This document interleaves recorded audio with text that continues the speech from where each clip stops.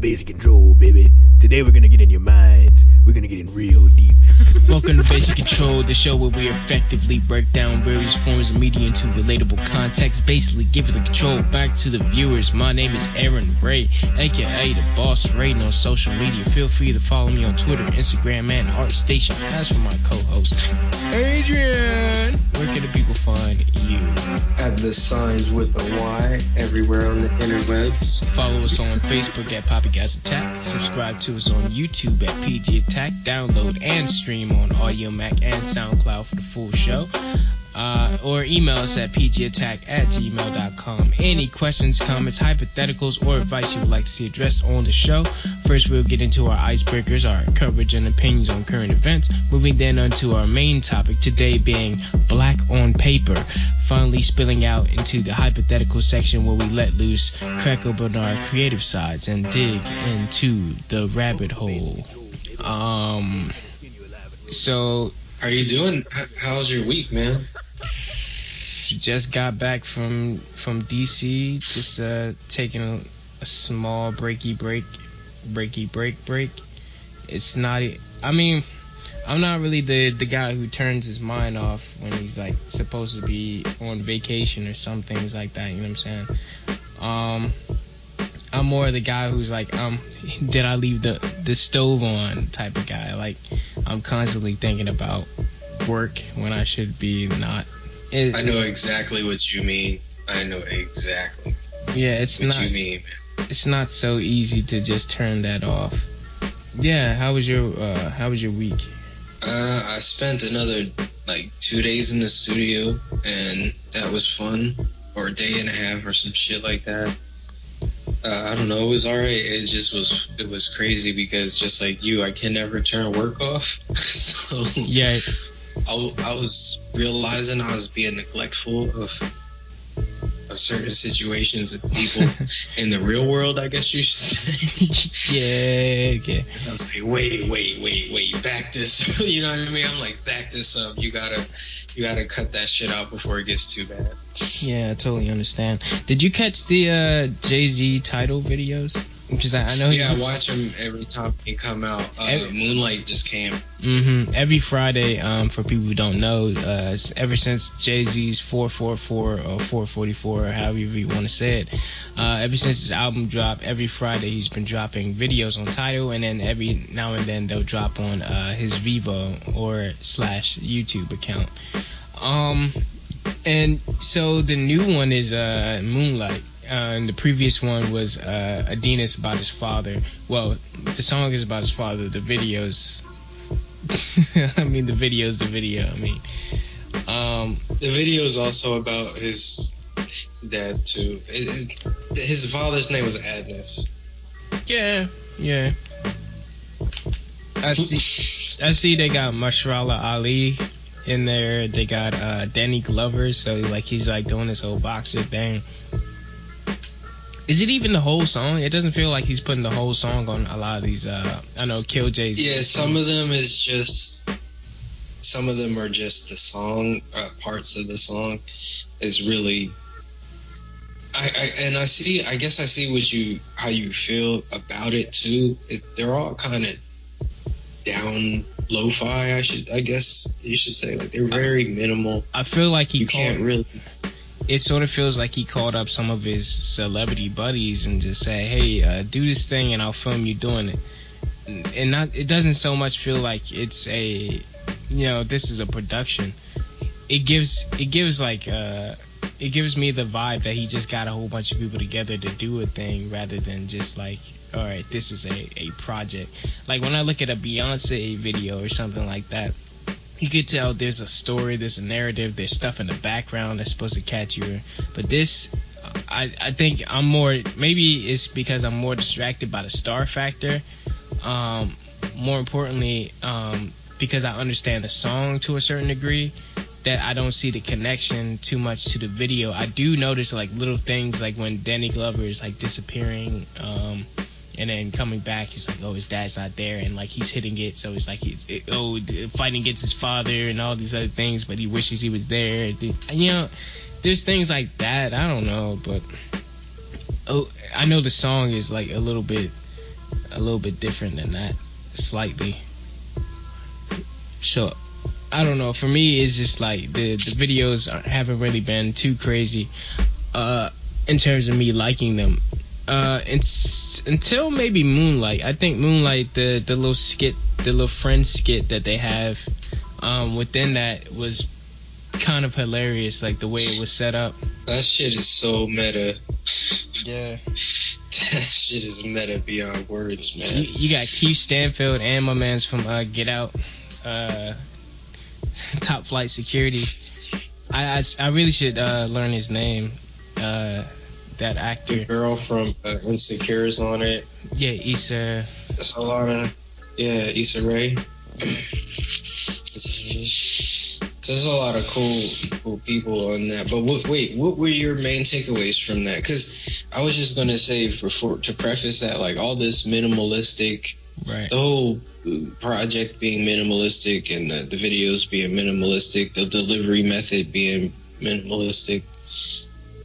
I think the one they could have probably spent the most money on was either between Moonlight and the Story of OJ.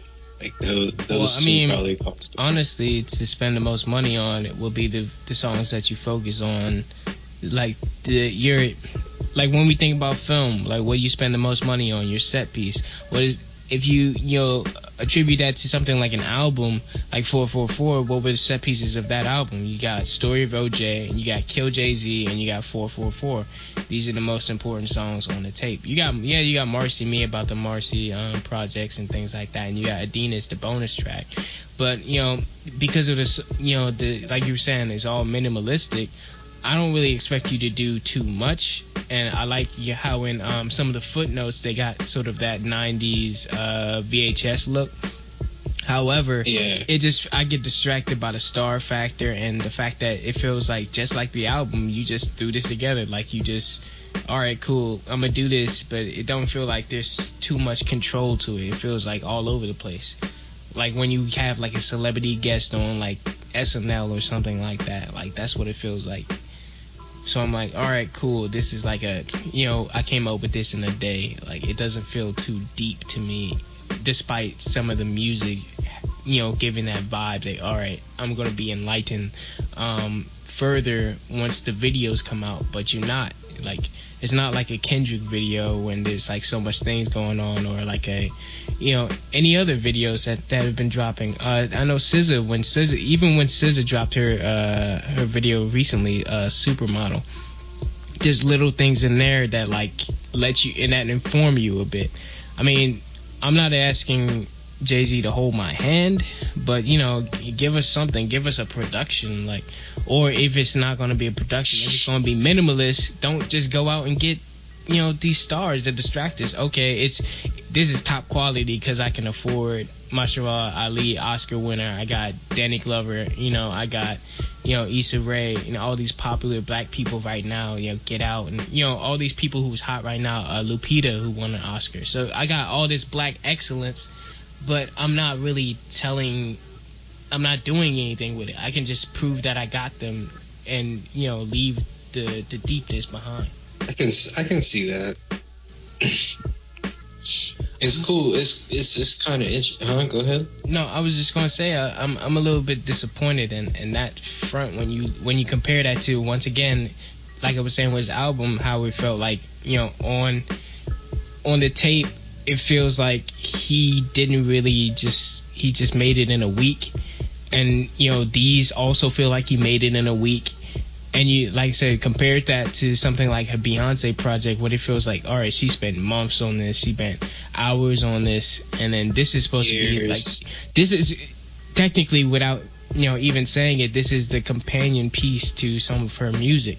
A lot of things that she say, like on Partition and some other things, get brought up on this album. So you expect certain things out of this tape to be paired with her music and the what she brought to her music as a project, as a tape, not just something personal. Even though like this is something personal, it just feels like he kind of dropped the ball in terms of visuals and in terms of sort of just the quality of the music. I mean, I don't want to say that it's a bad tape. It's a great tape, and the videos look all right. There's nothing to it though. Once again, there's nothing to like what he brought to the table. I get it. It's one of those funny little joints that you put on the album, but like in terms of like, I don't know, in terms of like a song, it's not something I would listen. I don't have any place to listen to this song at. Like, there's no like setting that I would listen to. Like, you know what I'm saying?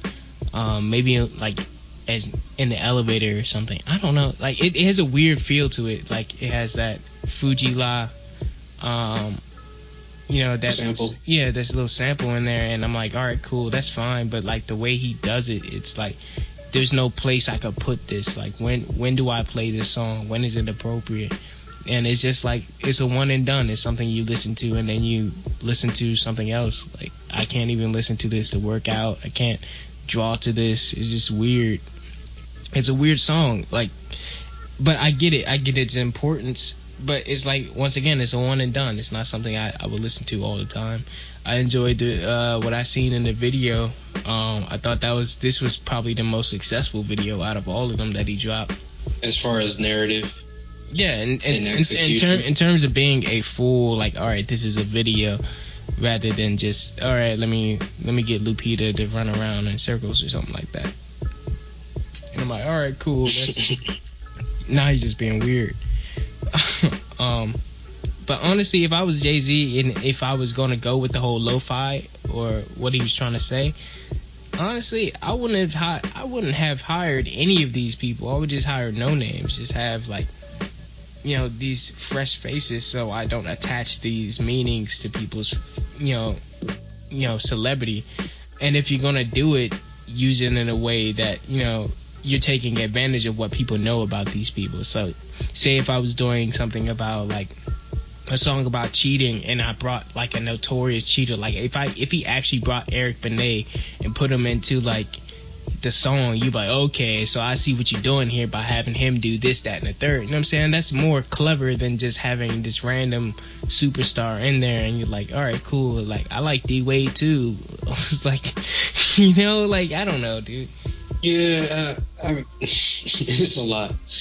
We can move on. Did you catch the new Bruce Willis trailer for Death Wish? Nah.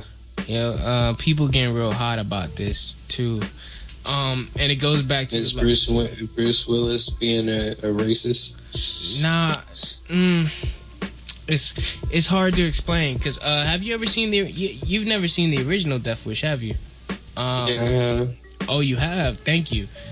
Charles Bronson as the notorious Paul Kersey, aka Mr. Vigilante. Back in the day, in the 70s, I think 76, like, they dropped this movie, for people who don't know, called Death Wish. And afterwards, they came out with, like, a shitload of, like, sequels for it. Like, up to, like, I think, like, 6 or 9. There's a lot of them. It's an absurd amount of them. Basically, the premise is that you got this guy who's, it's almost like, that other one. Like, it's kind of a stereotypical plot now. The guy's family get, you know, beat up, or somebody, if there's in a woman's place, the person gets raped or something, and they come back and basically become the Punisher and hunt down all the people who hunted them. Basically a Liam Neeson movie today, what we're used to seeing. Yeah, so they just dropped a remake to it in modern day, in modern context. But when you watch it, you don't just say, all right, this is just Death Wish. You kind of realize they're kind of making it at the wrong time. You know what I'm saying? Like it. Think about Trayvon Martin, right? Like, you're looking at somebody in a hoodie, and you're saying, all right, I'm gonna kill this person because I think they're selling drugs in their community. Like, these people deserve to be shot. These people deserve, you know what I'm saying? Like, the way that he goes about it, you just get flashes of, like, okay, this is profiling. This is, like, the stuff that we're dealing with right now that is kind of sensitive. That before, if you had dropped this, nobody would be thinking about these things. But because it's so current, and they're not thinking of that, like, that context of how we will take it, people are, like, rubbing up against this, like, pretty wrong.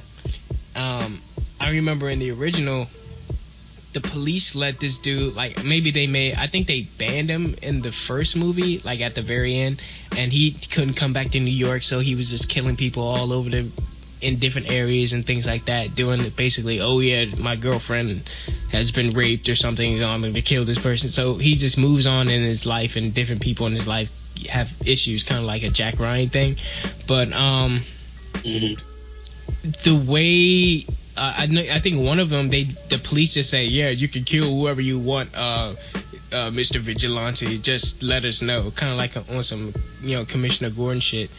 But it's weird, like, it's the weirdest thing in the world to see that now, having like police letting somebody kill somebody indiscriminately without a trial. You know what I'm saying? In the face of what police are doing now, like, it's not, I mean, they've always been doing it, but like in terms of like having that mindset of today and seeing that, and then Bruce Willis like being this like all-American white person going out, killing people, and like they're playing like, real tough music, like real rock music, and like, yeah, like we're supposed to cheer this guy on as he kills people without a trial. Like,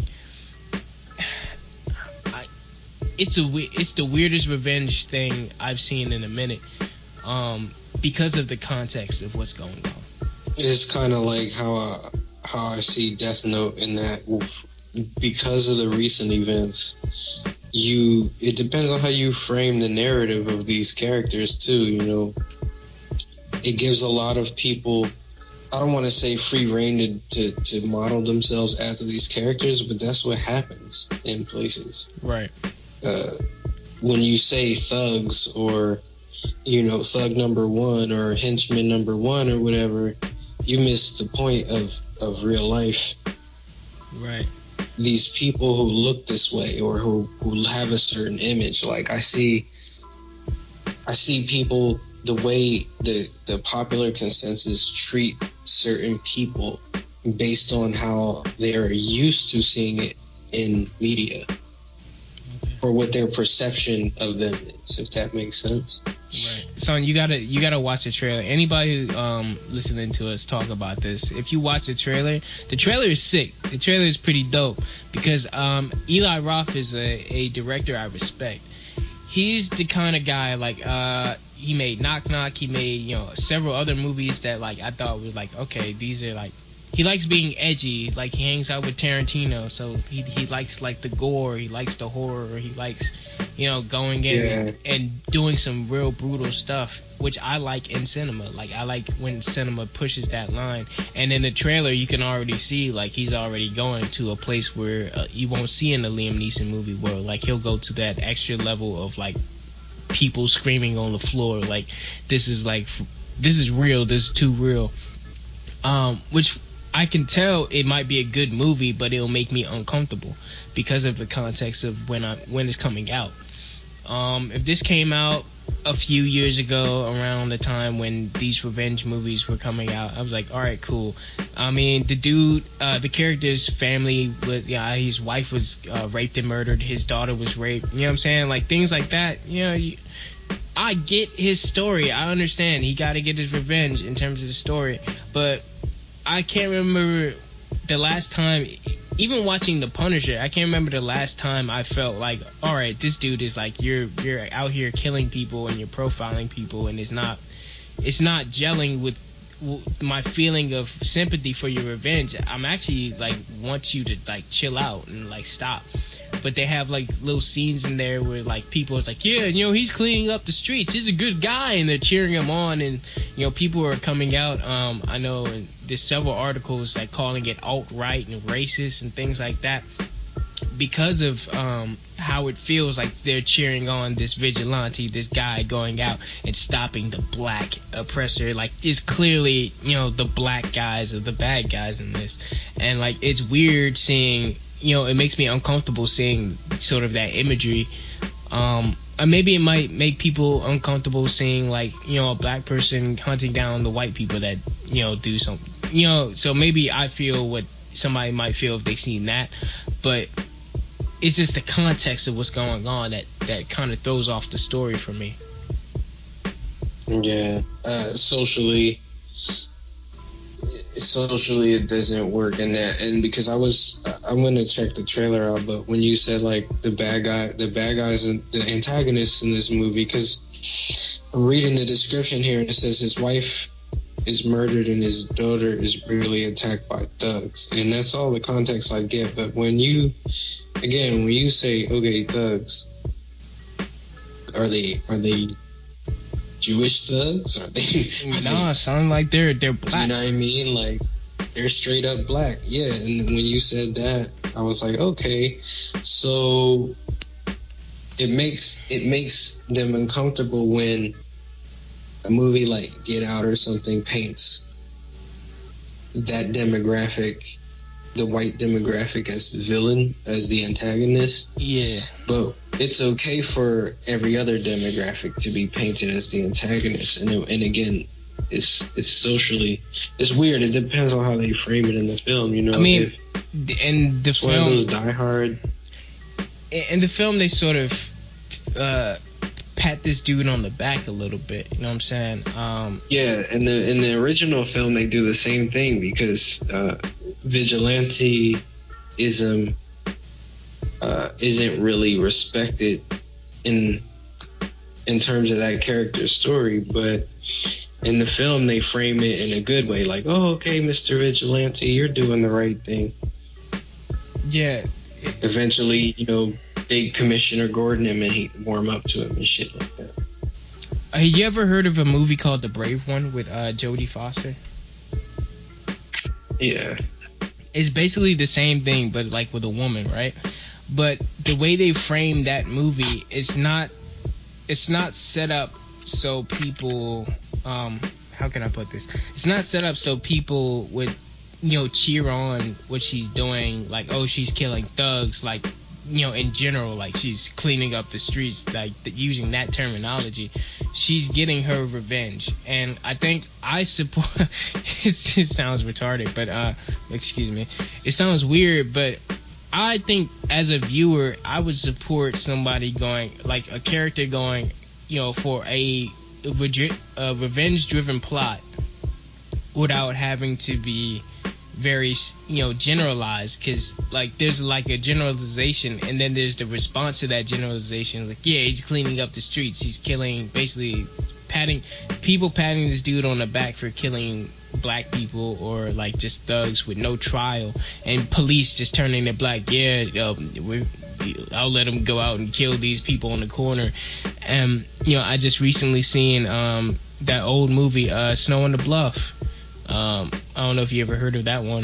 That shit is wild. Yeah, it's like that. It's just almost like a day in the life of like this scumbag, but like you still see that he's not just black and white. He's not just somebody you would just say, all right, this person gets the death penalty. You know what I'm saying? Like, vigilante justice on the level of like a Punisher is wrong, and like patting the dude on the back and like having this like, yeah, that's so American, do it, like it's not, this is not the time for that. Like, maybe this is not the climate for that. And people out there sending names, calling Bruce Willis names, like, dude is an actor, like it's a remake of a classic movie, you know what I'm saying? So like, I don't have no ill will towards anybody involved in the project, because like, who wouldn't want to remake a classic like Death Wish, and with Bruce Willis, who is also a legend in his own right, akin to something like a Charles Bronson. So I'm not gonna go after Bruce Willis or anybody like that, but they gotta, you know, some of the screenwriters and things like that, you have to think about the context of when you're telling this story. You have to think about, okay, what's going on here in this day and age that can affect how our story is taken, because clearly they didn't understand this backlash, or, you know, Death Note. Yeah, they don't care. Death Note is coming out, man. Nobody, look, they don't think it's about open season. I'm not. And it's funny because when somebody does something, say a comedian, Lil Duval recently was on one of the morning shows, and he said something about transgender people. If his choice was taking away in the situation, he would hurt the person. Everybody gives him shit for it. And that's like, oh, he said something. It's open season, you know?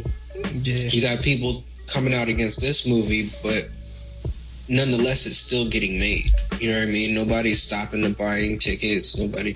Yeah. It's still made. It's still coming out. Death Note is still coming out. I'm not in the camp of people ready to boycott something because I don't agree with what's going on. You know what I'm saying? I think boycotting film is, you know, you're either going to see it or you're not going to see it. But I think the point is, I think letting them understand that maybe the context is not right for the times should always be the case. You know, in this day and age, we can't have that. Because that, you know, we get those guys who want to come out and they want to do vigilante justice. You get, you know, your George Zimmerman's coming out and say, well, Bruce Willis, you know, he's one of my heroes. Like I said, the Brave one. You got every Liam Neeson movie about revenge. So we have these movies, but it's just this one right now is not something we need to see. I was thinking about that the other day, about maybe 2 days ago, just about America and media, the images that are displayed to us. I was talking about marketing, and there's a toy, and on that packaging of the toy is a little white kid with a gun in his hand, and he's dressed like a cop. It looks like he's having a blast. Yeah, I've seen that. And yeah, and so these images, it was just about like media on all fronts, and what is projected to the society in that particular nation. I mean, that's cowboys and Indians. Exactly. And that climate, what you're speaking of right now, because I want to make it, I guess, bring it home for people, is when that climate that you're speaking about becomes very volatile, when the line is drawn in the sand like that. Okay, these are clearly the bad guys because they're not allowed to have guns, even though we allegedly share the same rights, right? But this person looks different. He's not on the packaging, or every time I see him on the people that look like him on a certain packaging with guns, it's always a negative narrative. I said it's open season on niggas. Never mind.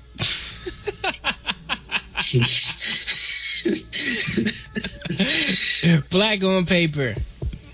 So basically, over this week, I've been seeing a lot more, black animated stuff, like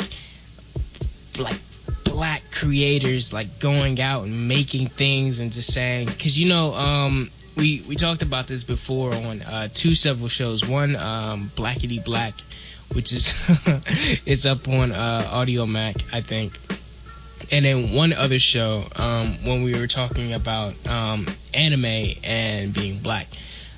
But this particular show, we're going to kind of break down what's going on with black creators now, and how like we're reaching a time where our weird connection with Asian culture and things like that has come to a head, and like we're actually creating these things. We're creating anime and animations, and making real headway in society right now. Tyler was saying when he was changing the race of his character on the Jellies, he said he's not gonna be just this side character like Gerald. He's not gonna be like because we don't have Fillmore, we don't have like a lot of these black characters. I mean, what was her name on Jimmy Neutron? They had the little black girl on there. They have like there. I was thinking about they never really next door, the little number 5. They never lead the series. being black leading the series, and if they do, it's something like a Fillmore, and that's a one and done. So in America, way to make a lasting, iconic character that people not necessarily look up to, but it is celebrated in a certain way. It's like, all right, this is something we understand.